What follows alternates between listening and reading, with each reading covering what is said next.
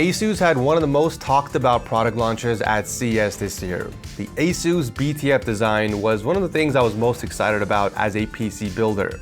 BTF, which stands for Back to the Future, essentially represents a new direction that will lead the future of DIY. And one of the ways they were achieving this is by hiding all the connectors from the motherboard, which results in a more minimalistic appearance. As you can see, the build in this Hyperion case has no physical cables visible from the front. No 24-pin, no cable from the GPU, and no EPS connectors near the top. Hell, you won't even see any RGB or fan cables either. It's completely wireless. They shifted everything towards the back. Every single connector from the front has now been relocated.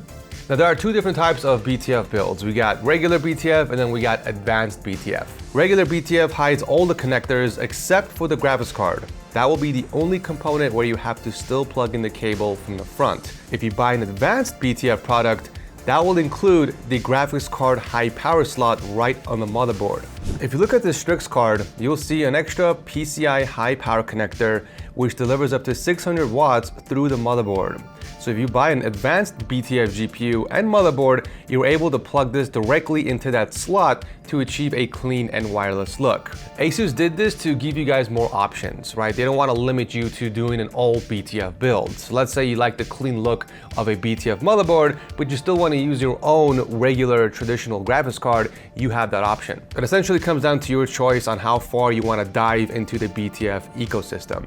With that said, you are currently limited to BTF only products. The case, along with the motherboard, are two components that have to be compatible if you're going with a BTF build. ASUS only has a few select components currently a part of this ecosystem, and they have created a nice little BTF alliance with other manufacturers to offer more choices and better compatibility, and I'm hoping to see this list expanded later this year. I think this is going to be a very exciting thing for all of us PC builders. We now have the option of what route to take. This is clearly not designed to take over or replace the traditional way of building PCs with the cables. I feel like this is more of an extension or an optional route you guys can take if you prefer that aesthetic. Someone who prefers a minimalistic wireless look would be more into the BTF ecosystem, and someone who loves the look of cables or strimmers would stick with a traditional build. So we now have options. The new OLED monitors from ASUS are looking very tasty. I'm actually in the middle of planning my setup makeover, and I'm looking to upgrade a few of my displays. And well,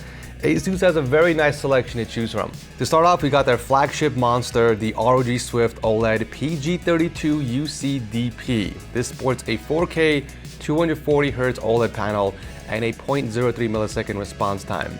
Remember those specs, by the way, because you're gonna hear that a lot in these OLED monitors. It's also got HDR10 with insane 1300 nits of peak brightness, but what makes this monitor stand out is the dual mode feature. You no longer have to make the decision on whether you want to buy a high resolution monitor or a high refresh rate monitor, because now you can have both. With dual mode, you can switch from 4K resolution at 240Hz to a 1080p 480Hz monitor with a quick trip into the OSD menu.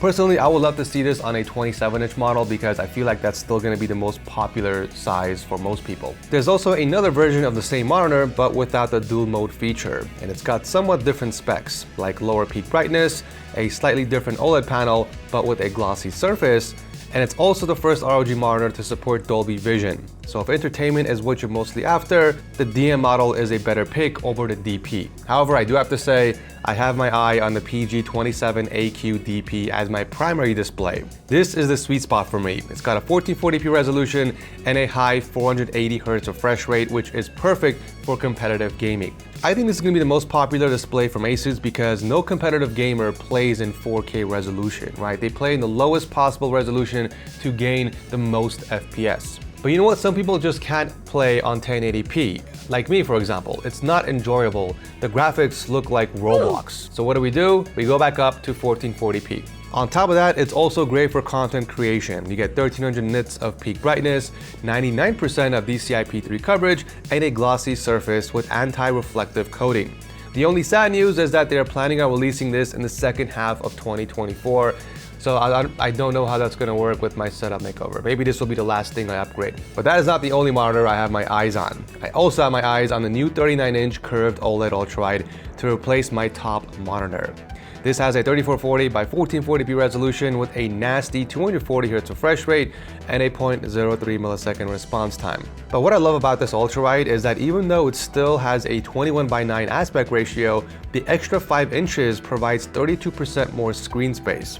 This covers more of your field of view for better immersion. I always say I love my ultrawides the way I love my women. Curvy. And this is one curvy monitor. 800R curvature, which wraps around your face, providing a perfect field of view for your peripheral vision. As you can see, the monitor is mounted to a desk. This is the ROG Ergo monitor mount that supports up to 39-inch displays and provides full range of motion. ASUS is rolling these out alongside other new gaming accessories like their monitor light bar. Most monitor light bars end up washing out your monitor's colors and contrast, so ASUS has built something better, the ROG Aura light bar. So this has 3 different modes, each with specific use case scenarios. The frontal light bar uses patented asymmetric light to brighten the desk without reflecting off the screen and creating unnecessary glare. The backlight, on the other hand, casts a subtle RGB glow to boost the ambience of your gaming setup, and the third mode combines both lights together. You can either control the settings right on the bar itself using the included scroll wheel, or you can use the display widget center, which will also give you control over your monitor settings as well, instead of having to use the menu buttons on the actual monitor. We also got a new mic. The ROG Carnix is a USB condenser microphone with a built-in pop filter and shock mount. The knob in the front controls the volume of the mic and the monitoring headset, and I was told you can control both the RGB lighting and the sound profiles all on the Armory app. The ROG Cetra True Wireless Speed Novas are also something new ASUS has introduced at CES. These are wireless gaming headphones using Speed Nova 2.4 GHz wireless technology, which is said to have extremely low latency. But apart from that, users will enjoy high-resolution 24-bit crisp sound with adaptive active noise cancellation that can be set in auto mode. This will basically optimize and adjust active noise cancellation levels based on the in-ear fit, the shape of the wearer's ear canal, and ambient noise. It will do all this to ensure full audio immersion, which sounds pretty damn cool on paper. And of course, I had to check out their new peripherals. I heard a lot of great things about the ROG Falchion RX low-profile keyboard. Now, normally, I'm not a low-profile keyboard type of person at all, but man, this board is making me want to grab one for the studio. It feels so nice to type on. They're using the same ROG RX switches from their other board, but they shrunk it down to 26.5 millimeters. It's pre-lubed, it has faster travel, and the board has silicone dampening layers with UV coating ABS keycaps. If you've always been on the fence of switching over to low-profile keyboards, then this might be the one to convince you. I love the touch panel on the edge of the board. This can be programmed to your media controls, so swiping it would adjust the volume, and you can set the button to play or pause music. You can customize all that and the RGB lighting through the ROG software. But the most exciting thing about the keyboard is the tri-mode connectivity. You can have this simultaneously connect up to 5 devices, but on its own, the ROG Omni receiver can actually handle signals from both the keyboard and a compatible mouse like the Carries 2 Ace. So you only need one USB port from your PC. The Carries 2 Ace also made some headlines at CES. It's an ultra-light gaming mouse made for competitive gamers and esports athletes. In fact, it was designed with input and feedback from esports professionals. It weighs only 54 grams, and this too can connect up to 3 devices at the same time.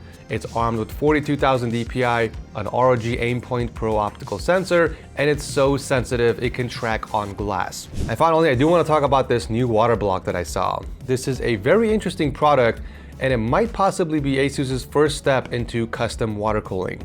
So this is the ROG Ryujin 3 water block, and it has the same exact 3.5-inch display as the AIO counterpart, but there's a CPU water block under it. I haven't seen anyone add a screen on a water block before. This could possibly be the start of something cool in the custom water cooling community. I think ASUS is definitely onto something here, but we're gonna have to wait and see how this plays out for the rest of the year. But I'm really curious, what got you guys most excited about from today's video? Let me know in the comment section down below. For me, it was definitely the monitors and the keyboard. If you guys saw anything you liked, I'll have all the links posted down below as well. Thank you so much for watching, and I'll see you very soon in the next one.